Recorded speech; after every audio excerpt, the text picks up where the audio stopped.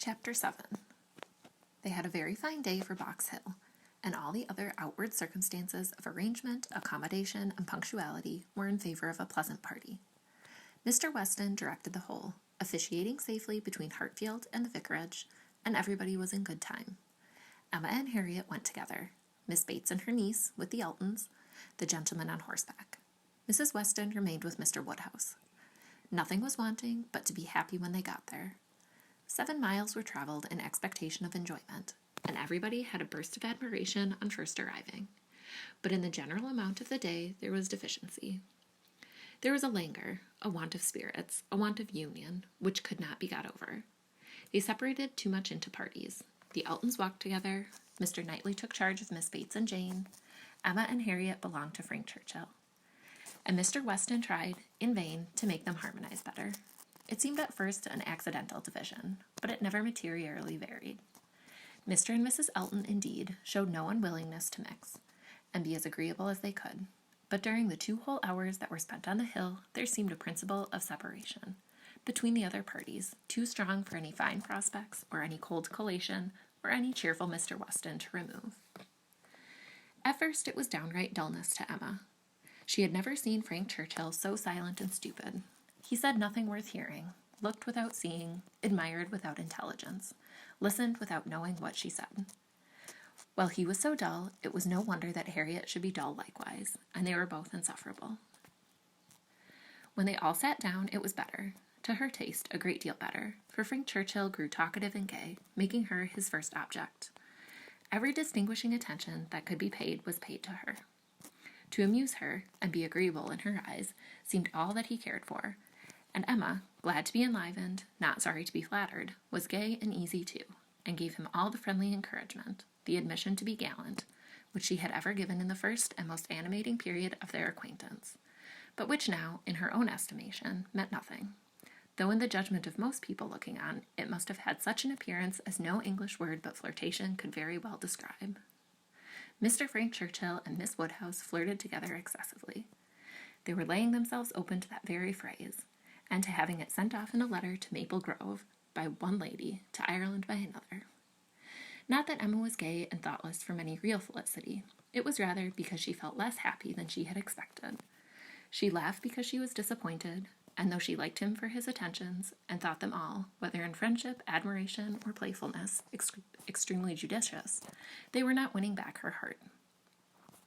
She still intended him for her friend. "How much I am obliged to you," said he, "for telling me to come today.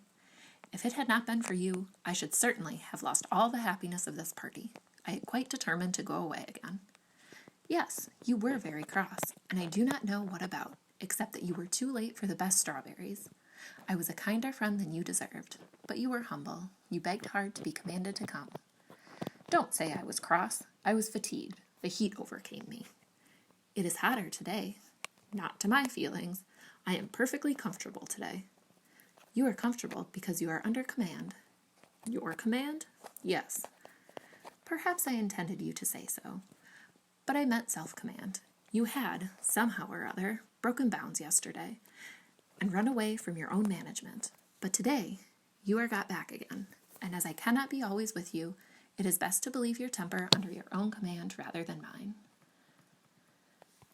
"It comes to the same thing. I can have no self-command without a motive. You order me, whether you speak or not, and you can be always with me. You are always with me.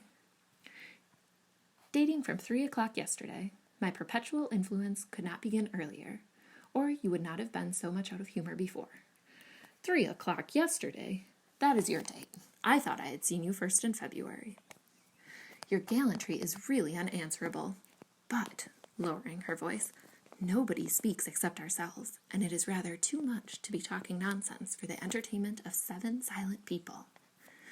"I say nothing of which I am ashamed," replied he with lively impudence. "I saw you first in February. Let everybody on the hill hear me if they can. Let my accents swell to Mickleham on one side and Dorking on the other.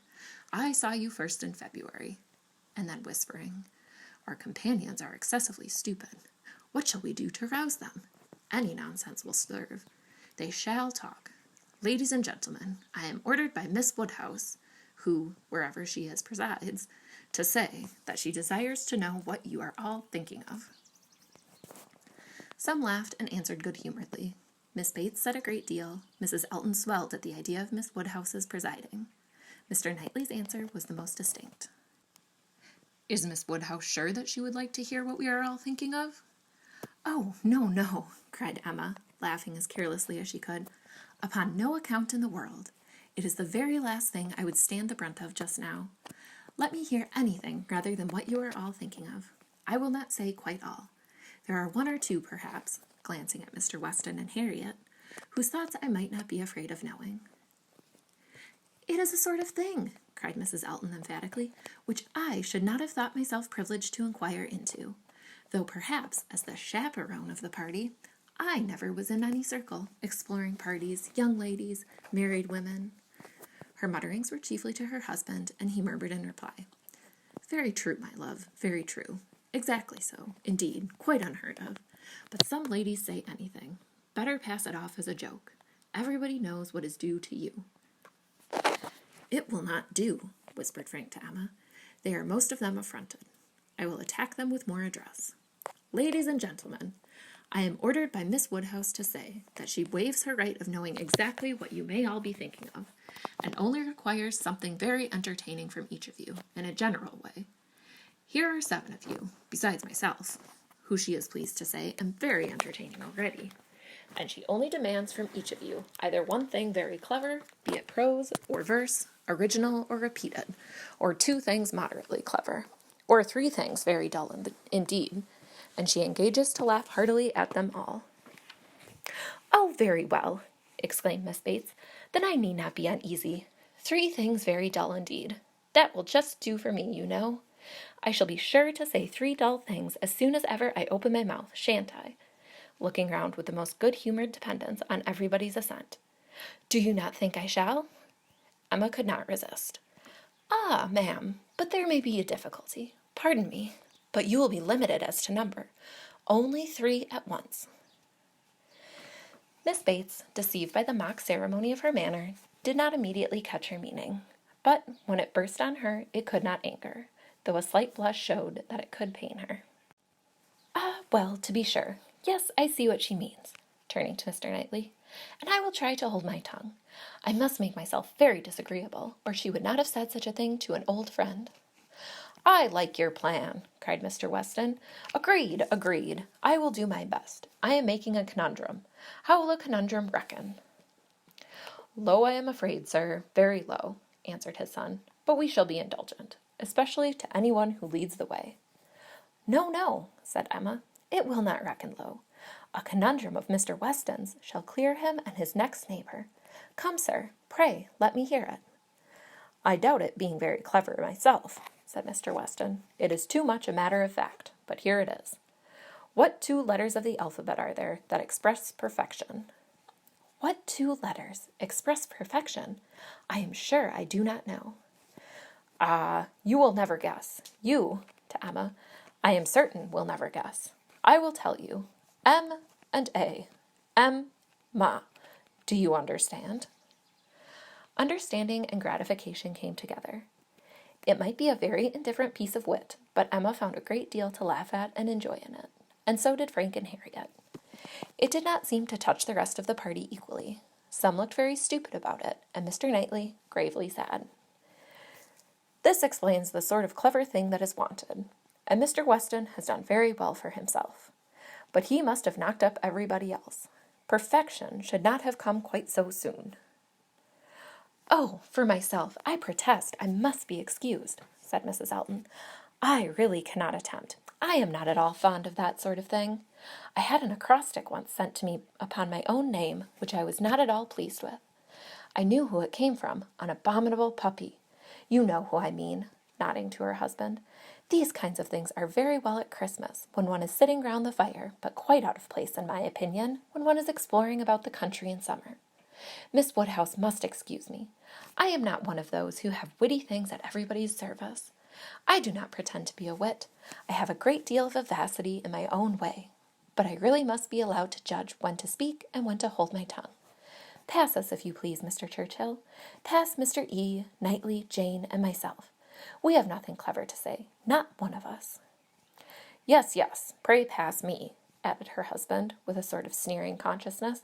I have nothing to say that can entertain Miss Woodhouse or any other young lady. An old married man, quite good for nothing. Shall we walk, Augusta? With all my heart. I am really tired of exploring so long on one spot. Come, Jane, take my other arm. Jane declined it, however, and the husband and wife walked off. Happy couple, said Frank Churchill, as soon as they were out of hearing.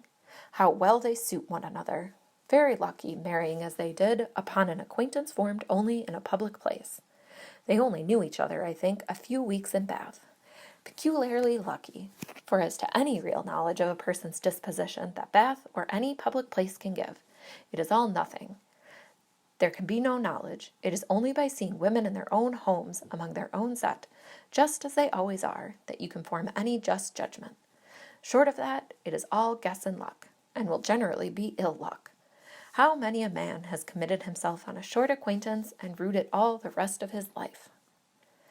Miss Fairfax, who had seldom spoken before, except among her own confederates, spoke now. Such things do occur, undoubtedly. She was stopped by a cough. Frank Churchill turned toward her to listen. You were speaking, said he gravely. She recovered her voice. I was only going to observe that though such unfortunate circumstances do sometimes occur both to men and women, I cannot imagine them to be very frequent. A hasty and imprudent attachment may arise, but there is generally time to recover from it afterwards. I would be understood to mean that it can be only weak, irresolute characters, whose happiness must be always at the mercy of chance, who will suffer an unfortunate acquaintance to be an inconvenience, an oppression forever. He made no answer, merely looked and bowed in submission, and soon afterwards said, in a lively tone, Well, I have so little confidence in my own judgment that whenever I marry, I hope somebody will choose my wife for me. Will you, turning to Emma, will you choose a wife for me? I am sure I should like anybody fixed on by you. You provide for the family, you know, with a smile at his father. Find somebody for me. I am in no hurry. Adopt her, educate her, and make her like myself, by all means, if you can.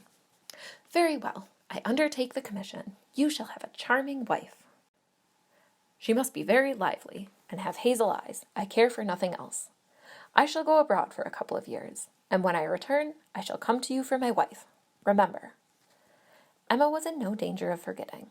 It was a commission to touch every favorite feeling. Would not Harriet be the very creature described? Hazel eyes accepted, 2 years more might make her all that he wished. He might even have Harriet in his thoughts at the moment. Who could say? Referring the education to her seemed to imply it. Now, ma'am, said Jane to her aunt, shall we join Mrs. Elton? If you please, my dear. With all my heart, I am quite ready. I was ready to have gone with her, but this will do just as well. We shall soon overtake her. There she is. No, that's somebody else. That's one of the ladies in the Irish car party. Not at all like her. Well, I declare. They walked off, followed in a half-minute by Mr. Knightley, Mr. Weston, his son, Emma, and Harriet only remained. And the young man's spirits now rose to a pitch almost unpleasant. Emma grew tired at last of flattery and merriment, and wished herself rather walking quietly about with any of the others, or sitting almost alone and quite unattended to, in tranquil observation of the beautiful views beneath her. The appearance of the servants looking out for them to give notice of the carriages was a joyful sight, and even the bustle of collecting and preparing to depart, and the solicitude of Mrs. Elton to have her carriage first, were gladly endured in the prospect of the quiet drive home, which was to close the very questionable enjoyments of this day of pleasure. Such another scheme, composed of so many ill-assorted people, she hoped never to be betrayed into again. While waiting for the carriage, she found Mr. Knightley by her side. He looked around, as if to see that no one were near, and then said, Emma, I must once more speak to you, as I have been used to do. A privilege rather endured than allowed, perhaps, but I must still use it. I cannot see you acting wrong, without a remonstrance. How could you be so unfeeling to Miss Bates? How could you be so insolent in your wit to a woman of her character, age, and situation? Emma, I had not thought it possible. Emma recollected, blushing, was sorry, but tried to laugh it off. Nay, how could I help saying what I did? Nobody could have helped it. It was not so very bad. I dare say she did not understand me. I assure you she did. She felt your full meaning. She has talked of it since. I wish you could have heard how she talked of it, with what candor and generosity. I wish you could have heard her honoring your forbearance in being able to pay her such attention, as she was forever receiving from yourself and your father when her society must be so irksome. Oh, cried Emma, I know there is not a better creature in the world, but you must allow that what is good and what is ridiculous are most unfortunately blended in her. They are blended, said he, I acknowledge, and were she prosperous, I would allow much for the occasional prevalence of the ridiculous over the good. Were she a woman of fortune, I would leave every harmless absurdity to take its chance. I would not quarrel with you for any liberties of manner. Were she your equal in situation, but Emma, consider how far this is from being the case. She is poor, she has sunk from the comforts she was born to, and if she lived to old age, must probably sink more. Her situation should secure your compassion. It was badly done indeed. You, whom she had known from an infant, whom she had seen grow up from a period when her notice was an honor, to have you now, in thoughtless spirits and the pride of the moment, laugh at her, humble her, and before her niece too, and before others, many of whom, certainly some, would be entirely guided by your treatment of her. This is not pleasant to you, Emma, and it is very far from pleasant to me, but I will tell you truths while I can, satisfied with proving myself your friend by very faithful counsel, and trusting that you will some time or other do me greater justice than you can do now. While they talked, they were advancing towards the carriage. It was ready, and before she could speak again, he had handed her in. He had misinterpreted the feelings which had kept her face averted and her tongue motionless. They were combined only of anger against herself, mortification, and deep concern. She had not been able to speak, and on entering the carriage, sunk back for a moment, overcome.